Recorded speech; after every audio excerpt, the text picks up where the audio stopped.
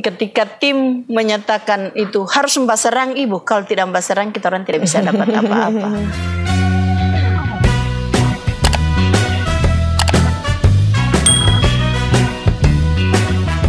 Akhirnya suami saya memberi izin, itulah yang membawa saya menjadi anggota KPU.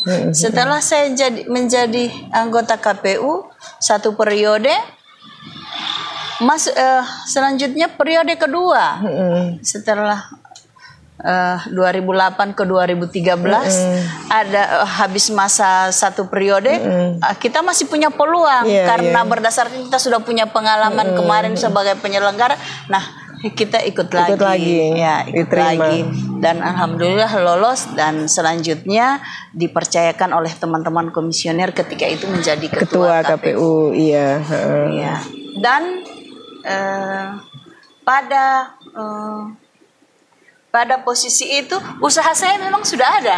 Jadi usaha ini ada pada saat masih ASN atau? Saya masih ASN. Ini usaha dari 2003 kita bangun dari yang kecil. Tapi masih punya waktu itu untuk masih punya usaha waktu, ini ya.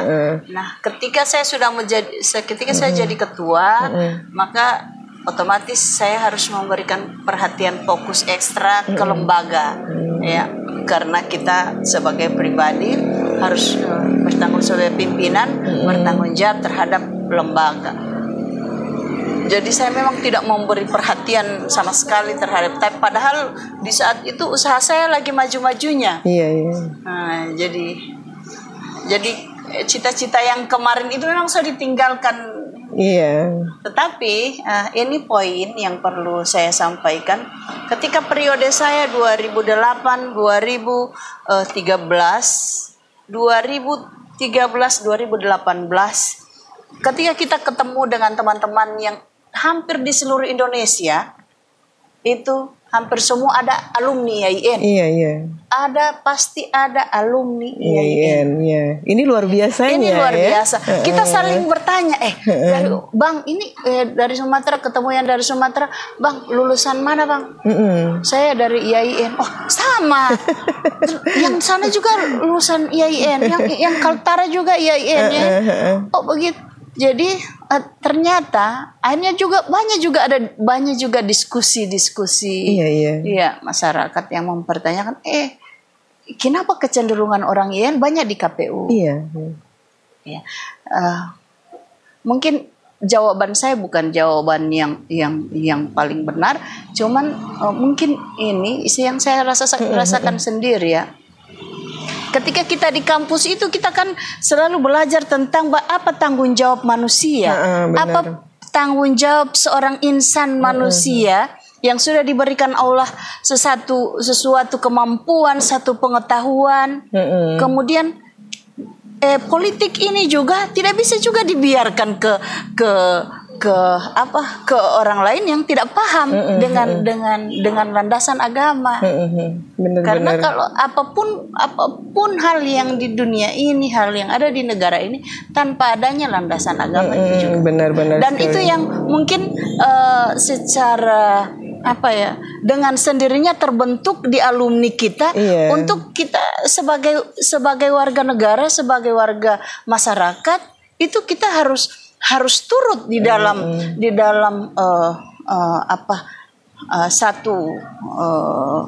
istilahnya ya, sebagai penyelenggara, karena sebagai penyelenggara yang menentukan bupati, yang duduk sebagai bupati, yang duduk sebagai gubernur, presiden, anggota DPD, DPR RI itu adalah penyelenggara. Karena penyelenggara adalah lembaga yang akan meneliti, ya minimal kita bertanggung jawab secara administratif.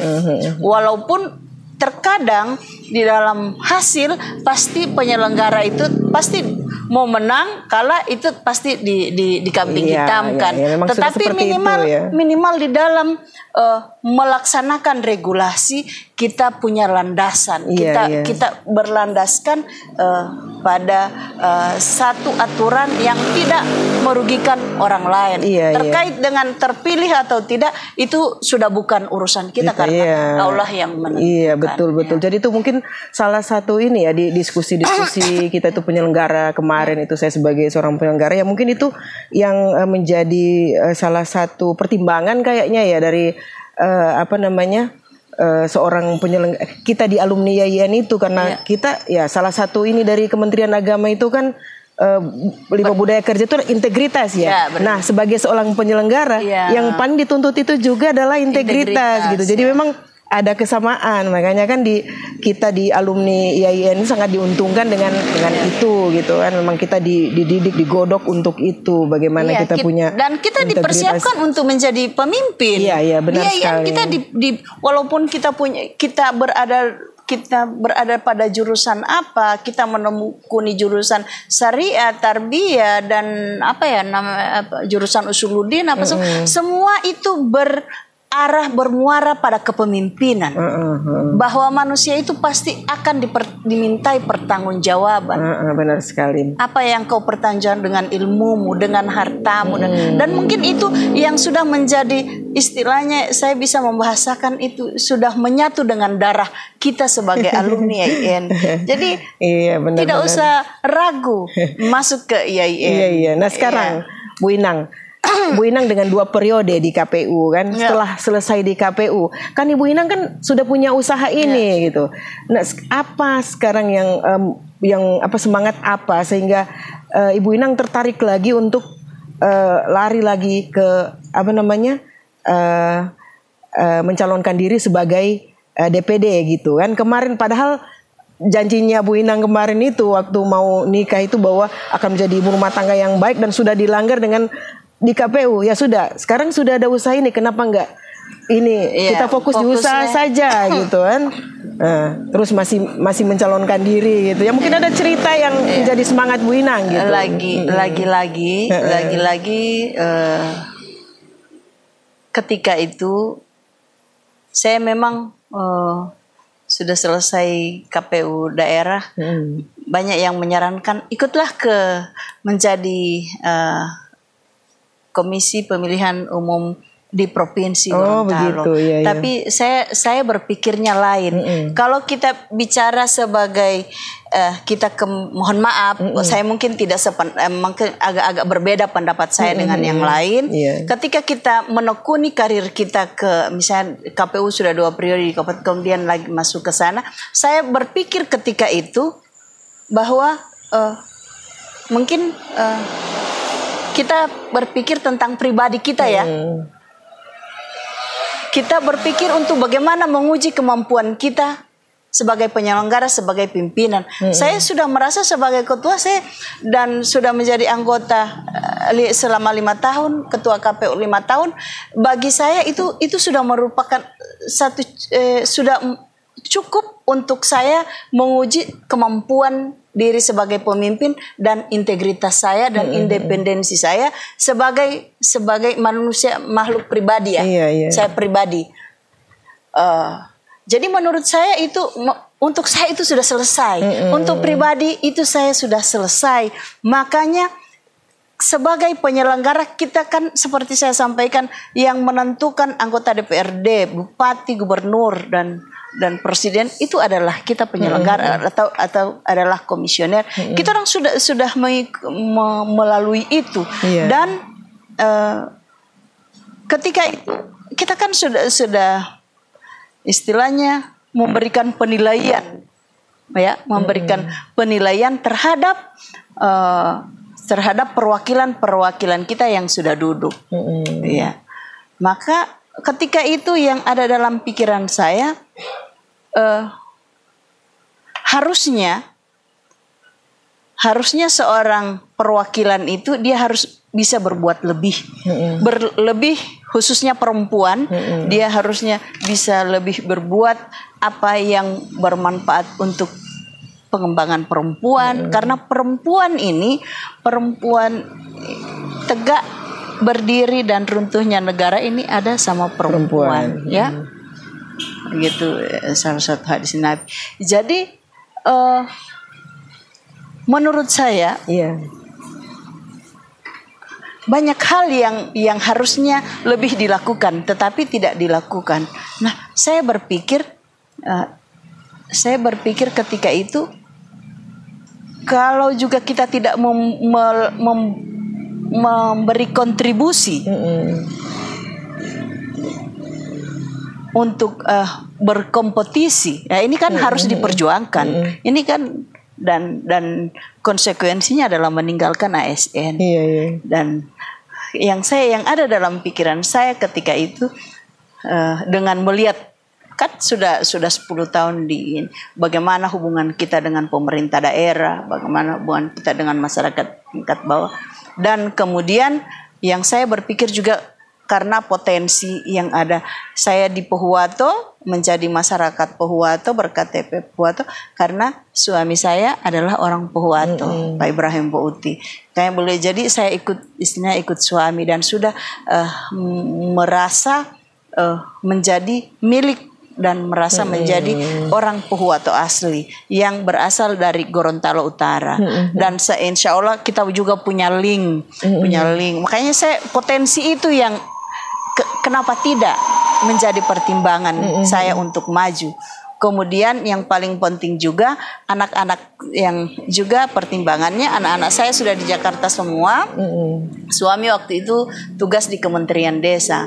Makanya saya berpikir saya akan ikut kompetisi, saya akan ikut DPD ini, dan insya Allah banyak hal yang harus diperjuangkan. Karena hanya orang yang tumbuh dari bawah, berjuang dari bawah, yang tahu persis apa sebenarnya yang merupakan kebutuhan masyarakatnya, apalagi kebutuhan perempuan. Karena saya kita sudah mulai uzur ya, usia sudah mau hampir 50 tahun.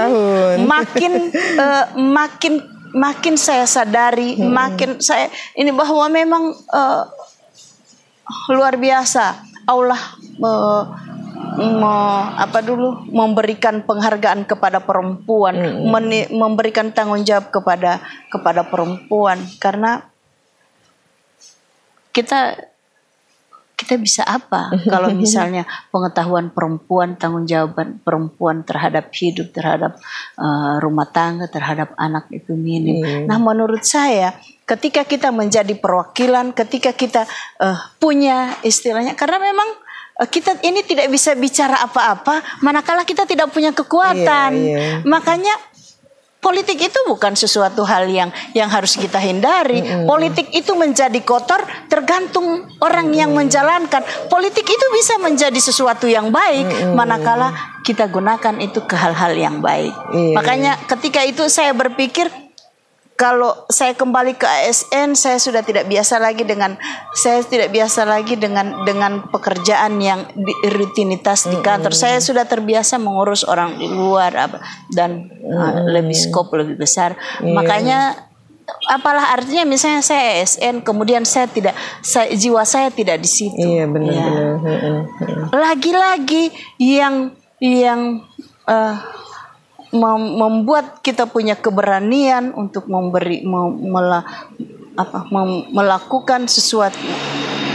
melakukan satu keputusan yang besar dalam hidup itu karena kita orang punya keyakinan. Dan kembalilah ketika itu alhamdulillah di DPD kemarin saya termasuk, walaupun istilahnya kita tidak menggunakan uang ya, hanya menggunakan kemampuan kita dalam hal silaturahim, relasi-relasi kita yang ada di mana-mana. Alhamdulillah saya bisa, kemungkinan kalau tidak ini suara saya 12.000 lebih. 12.000 lebih yang bisa saya kumpulkan. Dan ketika itu masyarakat ketika tidak jadi masyarakat, ibu seandainya ibu masuk anggota DPRD provinsi, ibu sodudu, ibu pesuara di Pohuwato hampir 8.000, 7.000 lebih. Kenapa ibu tidak? Saya bilang karena pemikiran saya waktu itu tidak. Saya ada hal yang saya pikirkan, kemudian yang menunjang adalah karena keluarga saya berada di sana. Itu. Jadi kemudian setelah itu ya, setelah selesai tidak jadi anggota DPD ya, saya harus berpikir kembali, menata. Kebetulan kan ketika itu ini kan bagian dari investasi. Ini kan bagian dari investasi.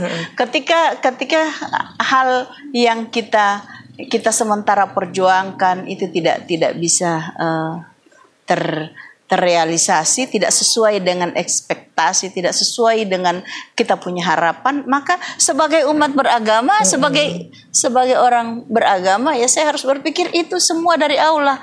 Karena dalam doa selalu kita orang berdoa, ya Allah berikan yang terbaik. Seandainya menurutmu satu jabatan yang sementara aku perjuangkan ini insya Allah akan membuat aku mulia ya Allah, maka dekatkan. Tapi kalau hanya akan membuat hina ya Allah, jauhkan. Itu dan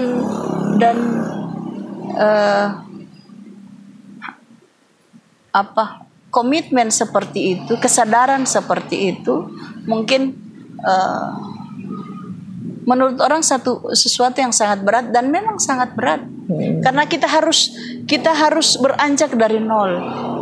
Dan terakhir 2020 kemarin, Ibu Irma mungkin sempat dengar juga bahwa suami saya, Pak Ibrahim Bauti, ikut juga mencalonkan bupati di Pohuwato. Dan ketika itu beliau juga berhenti dari pegawai negeri. Oh, sudah keluar ya? Itu persyaratan harus berhenti, pengunduran diri yang tidak bisa ditarik kembali. Nah, ini juga kan memang itu jabatan suami, tapi kan di situ ada juga tanggung jawab kan kepada saya. Nah, sebagai istri, ketika suami menyatakan begitu, saya beri dalam diskusi saya sampaikan, Pak, mau maju ini ada dua. Mau berhasil dengan tidak. Kalau berhasil bagaimana? Kalau tidak bagaimana? Suami saya sampaikan, insya Allah kita juga ini kan mau maju ini karena merasa banyak hal, ada hal yang ini dengan pengalaman dari birokrasi, pengalamannya sebagai wira swasta dan di kementerian. Nah, insya Allah ide-ide akan dia telurkan dalam bentuk program. Maka saya sebagai istri ketika suami mempunyai keyakinan seperti itu, ya saya harus membantu. Dan waktu itu juga saya juga menjadi tim wakil ketua tim pemenangan dari suami saya. Dan ya di ujung menjelang hari H, maka ya kalau di pilkada Ibu Irma kan kita sebagai KPU kan juga, kalau Ibu Irma di KPU kan terkait dengan money politik ini kan bukan rahasia umum, sesuatu hal yang sudah diketahui tapi tidak bisa dibuktikan juga tidak bisa. Nah, ketika tim menyatakan itu harus membaserang Ibu, kalau tidak membaserang kita orang tidak bisa dapat apa-apa. Saya sampaikan ada dua hal. Mau baserang ini yang pertama kalau pengalaman, kalau mau baserang menang boleh, tapi kalau baserang tidak menang, nah, kemudian yang kedua itu kalau kita pikir sebagai orang beragama, kalau istilahnya kita orang mau baserang, ini kan juga sesuatu hal yang bertentangan dengan Toran Penurani, dan itu lagi doa saya ketika saya berada di belakang suami, kampanye dari rumah ke rumah dan sebagainya, itu juga doa saya. Saya selalu berdoa, ya Allah berikan yang terbaik. Kalau jabatan ini membuat suamiku insya Allah menjadi derajat akan terangkat, maka dekatkan ya Allah, mudahkan ya Allah. Tapi ketika ini hal akan membuat kami hina sekeluarga, ya Allah jauhkan. Makanya ketika itu saya orang yang, dan banyak mungkin masyarakat Pohuwato sementara menonton kan wakas keluar unek-unek oleh bahwa saya ketika kekalahan ada di pihak kami, saya bahkan ada permintaan mereka untuk melakukan demo besar-besaran. Saya sampaikan ke suami saya, Pak, jangan buat masyarakat menjadi tameng, jangan buat masyarakat jadi korban dari sesuatu harapan yang memang kita tidak bisa di luar kekuasaan kita. Karena apapun cara untuk mendapatkan kemenangan, yang pasti ada campur tangan Allah di situ. Iya, jadi seperti itu.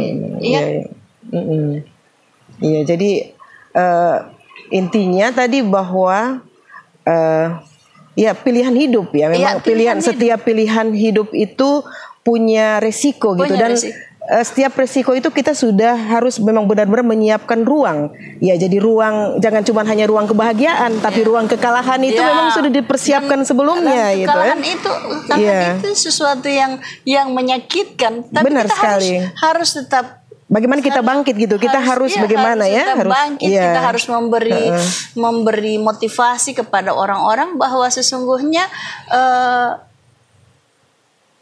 ya khusus untuk di Pohuwato pilkada ini, saya sampaikan kepada masyarakat pendukung kita bahwa ketika mereka menyatakan sampai sekarang kita orang ini masih dibully, sekarang wololo dia odoi hilam majol patao, saya sampaikan kepada masyarakat, ya lumah oli itu tidak ada yang bikin malu. Kita orang punya partisipasi melakukan menjadi peserta pemilu di Pohuwato. Di Pak Ibrahim ada 15.000 pemilih yang memilih Pak Ibrahim, yang saya tahu persis bahwa kita tidak menggunakan money politik.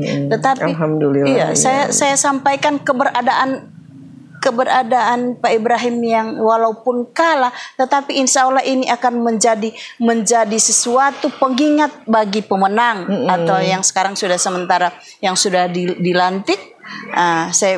Itu pasti akan menjadi satu apa istilahnya Ibu Irma, satu kontrol dari pemerintah hari ini, bahwa mereka tidak akan semena-mena dengan rakyatnya, karena buktinya masih ada sekian ribu orang yang sama sekali tidak mau didekati dengan pendekatan yang tidak. Jadi memang ini itu hikmah. Kalau kita orang IAIN bicara itu hikmah, benar. Hikmah kita ikut di sana bahwa ini akan menjadi kontrol sosial.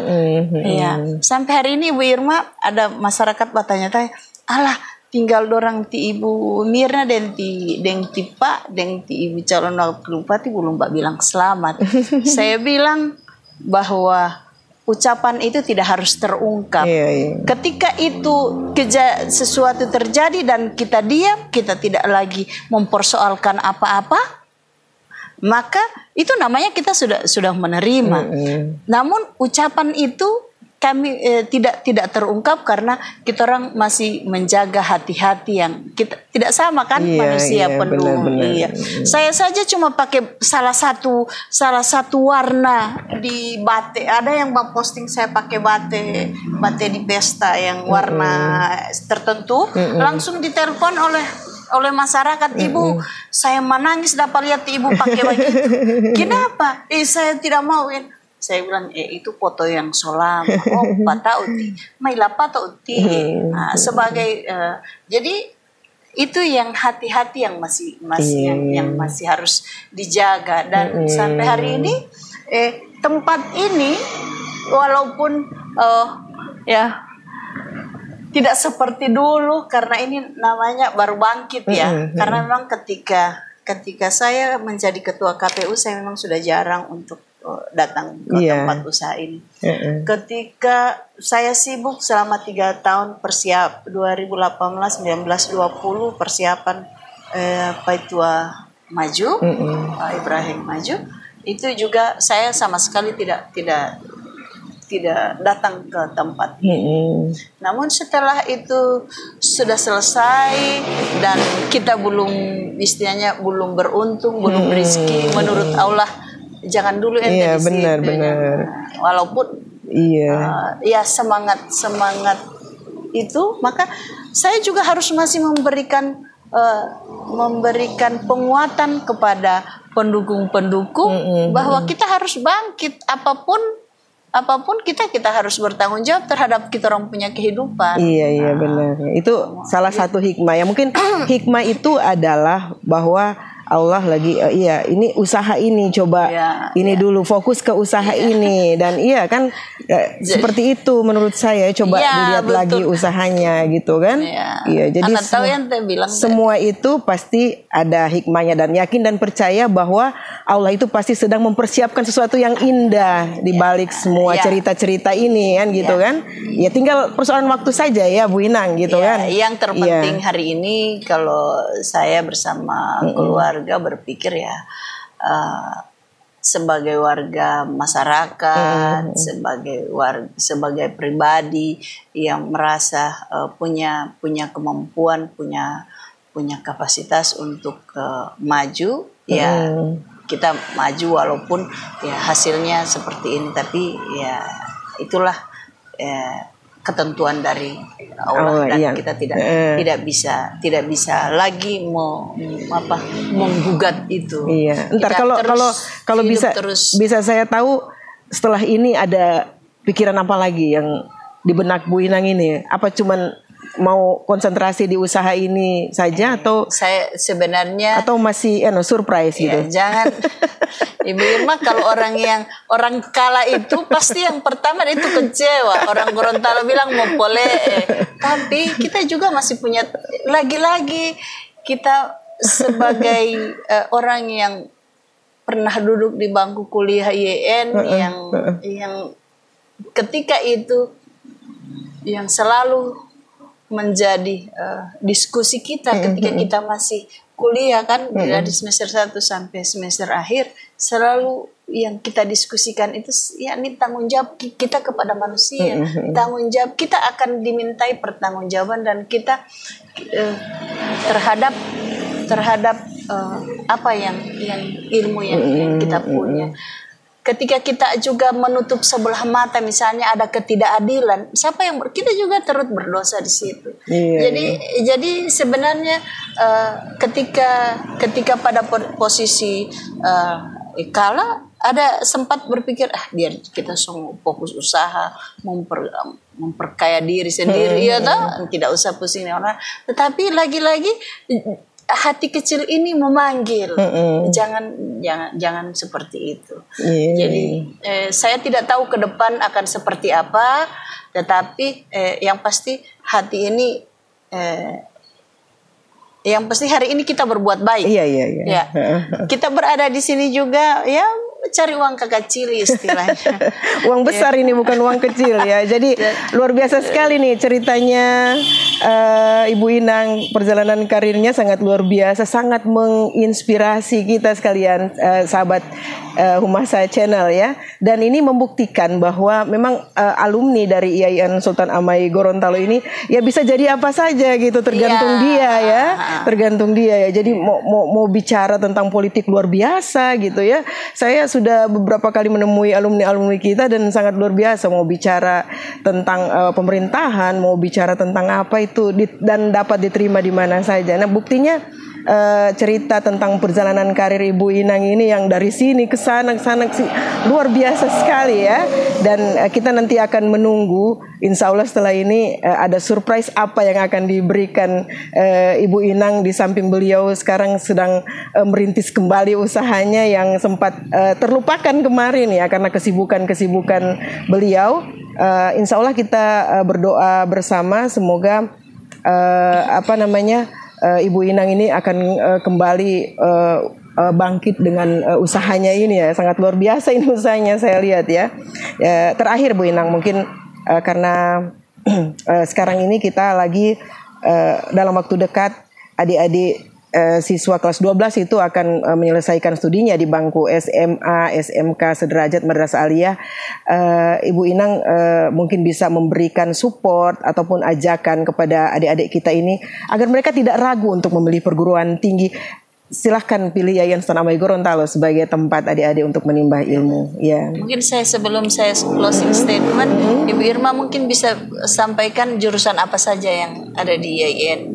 Fakultas ya. Ya, Jadi di Yayan Sultan Amai Gorontalo ini ada Fakultas Ilmu Tarbiyah dan Keguruan, kemudian ada Fakultas Usuluddin dan Dakwah, ada Fakultas Syariah, dan ada Fakultas Ekonomi dan Bisnis Islam, ya. Dan dalam waktu dekat ini akan menjadi Universitas Islam dan beralih status menjadi Universitas Islam Negeri Sultan Amai Gorontalo yang tentunya akan membuka lagi fakultas dan jurusan-jurusan yang lain gitu ya, yang lebih banyak lagi seperti itu, Bu Inang. Ya. Oke. Jadi ya luar biasa ya, luar biasa perkembangan IAIN ketika saya tinggalkan dari tahun 97 ya, luar biasa. Pejabat-pejabatnya juga adalah sebagian besar alumni kita ya, kayak Kak Said Subhan Pesangi, Kak Yanti Manopo, Kak Mujahid, siapa lagi ya, Pak Ayub, Pak luar biasa. Ya, alhamdulillah, dan insya Allah kita akan menjadi tuan rumah di rumah kita sendiri. Insya Allah, amin ya rabbal alamin. Ya, jadi sebagai kata kunci dari saya kepada adik-adik yang nantinya insya Allah akan menjadi alumni sebentar lagi dari SMA, dari SLTA. Jadi insya Allah IAIN Sultan Amai adalah salah satu tujuan untuk pendidikan lebih lanjut yang cukup juga menjanjikan kehidupan yang akan datang. Seorang alumni IAIN selain menjadi profesional dalam bidang atau jurusan masing-masing, tetapi juga dia bisa menjadi plus karena di IAIN itu ada saya ingat slogan bahwa di IAIN itu alumni IAIN itu ya ini menjadi sarjana yang ulama dan ulama yang sarjana. Dan umumnya alhamdulillah alumni IAIN itu adalah juga ulama dan juga adalah umara. Jadi memang luar biasa. Jadi IAIN adalah salah satu tujuan pendidikan jenjang strata 1 yang cukup menjadi referensi untuk kalian yang sebentar lagi menjadi alumni dari masing-masing sekolah lanjutan atas, baik SMK, Aliyah, SMA yang ada khususnya di Pohuwato dan umumnya yang ada di Provinsi Gorontalo. Saya adalah alumni yang alhamdulillah sampai hari ini merasa berada sebagai alumni IAIN adalah berada dalam keluarga yang sangat kental dengan ilmu, agama dan amal. Saya kira ini terakhir dari saya.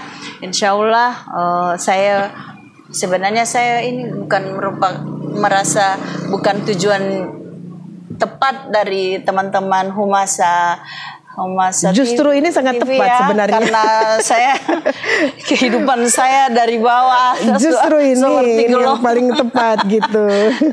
Jadi saya ucapkan terima kasih atas kehadirannya hari ini, kedatangan kru. Salam hormat saya kepada Pak Rektor, Pak Pembantu Rektor 1, 2, dan 3. dan juga seluruh sivitas akademika yang ada di YIN Sultan Amai Gorontalo yang insya Allah sedikit lagi menjadi Universitas Islam Negeri Sultan Amai Gorontalo. Wah, yang berada di bawah naungan Kementerian Agama. Iya, benar sekali.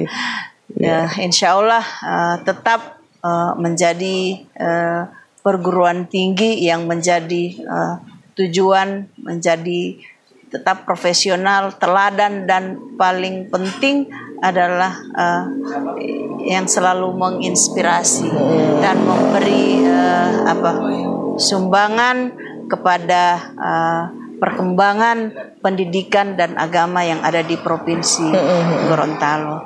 Terima kasih. Iya, baik. Paling terakhir kita akan mengajak kepada sahabat Humasa Channel untuk bersama-sama bisa masuk untuk menimba ilmunya di YIN Sultan Amai Gorontalo. Ayo kuliah di YIN Sultan Amai Gorontalo. Iya. The best. Oke.